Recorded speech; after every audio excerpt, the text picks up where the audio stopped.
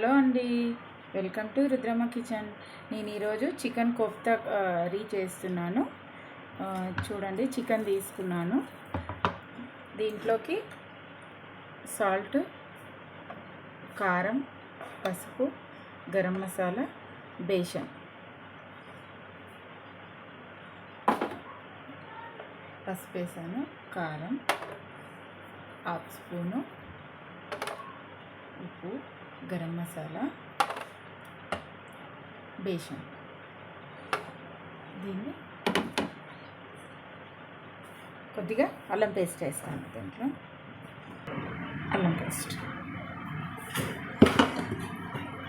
దీన్ని బాగా కలుపుతాను.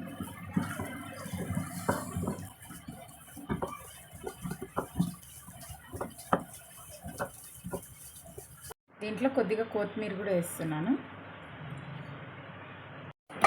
స్టవ్ వేసి కడాయి పెట్టాను.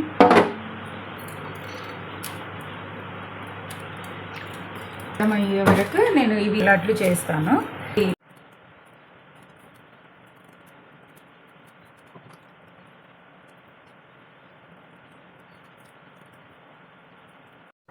నూనె గరం అయినట్టుంది, వేస్తాను.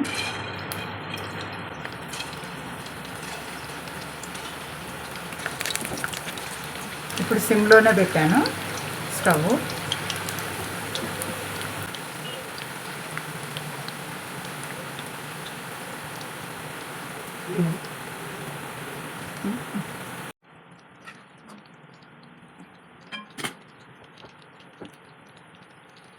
అండి, రెడ్గా అయిపోయినాయి, కలర్ వచ్చేసినాయి, మంచిగా ఫ్రై అయినాయి.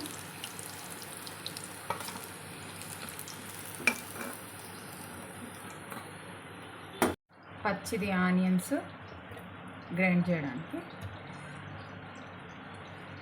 దీంట్లోనే కొద్దిగా కొత్తిమీర,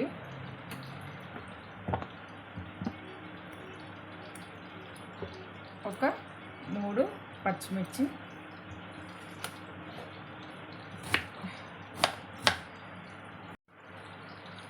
చూడండి. ఇప్పుడు నూనె, కడాయిలో నూనె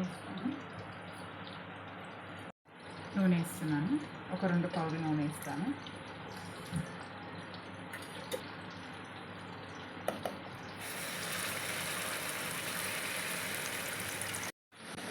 చూడండి, నీళ్ళు ఎగిరిపోతున్నాయి. దీంట్లో కొద్దిగా పసుపు, కొద్దిగా కారం, ఉప్పు, ధనియాల పొడి, గరం మసాలా. ఇది మంచిగా ఆయిల్ వచ్చే వరకు కలుపుదాం. ఒక టమాటా వేస్తానండి, ఇది కూడా గ్రైండ్ చేస్తాను.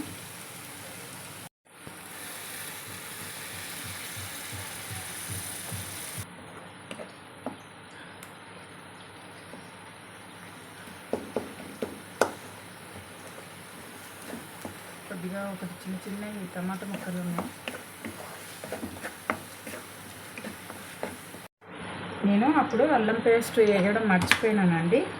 అల్లం పేస్ట్ వేస్తాను. ఇది బాగా ఉడకనిస్తాను. నూనెలో మగ్గేస్తే నూనె బయటకు వచ్చే వరకు అల్లం మగ్గిపోతుంది. చూడండి, నూనె వచ్చేసింది. దీంట్లో ఇప్పుడు వాటర్ వేస్తాను.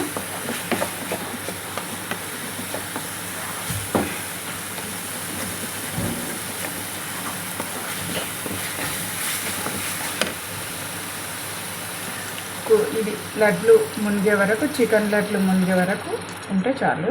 ఇది కొద్దిగా బాగా మరగనివ్వాలి.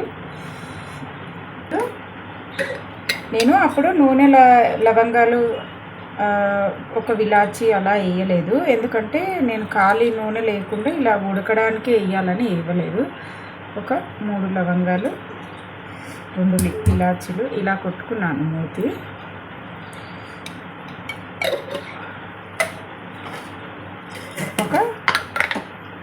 ఒక దాల్చిన చెక్క,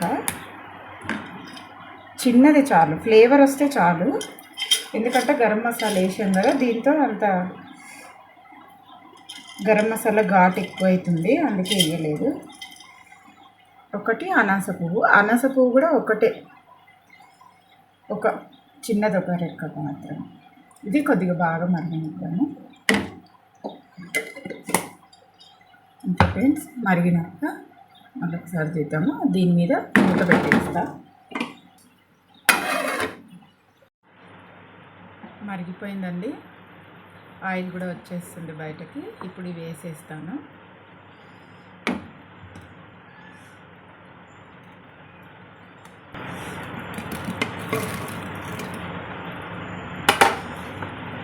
కొద్దిగా ఒక 2 నిమిషాలు ఇలా ఉడికితే చాలు. చూడండి ఎంత బాగా వచ్చిందో.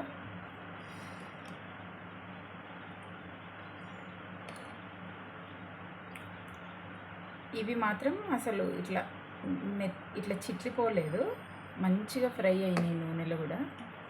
కొద్దిగా బేసన్ వేసిన వల్లనే అంత మంచిగా వచ్చినాయి. లేకపోతే కీమా చేసిన కలిపేటప్పుడు ఇలా చిట్లిపోతుంది.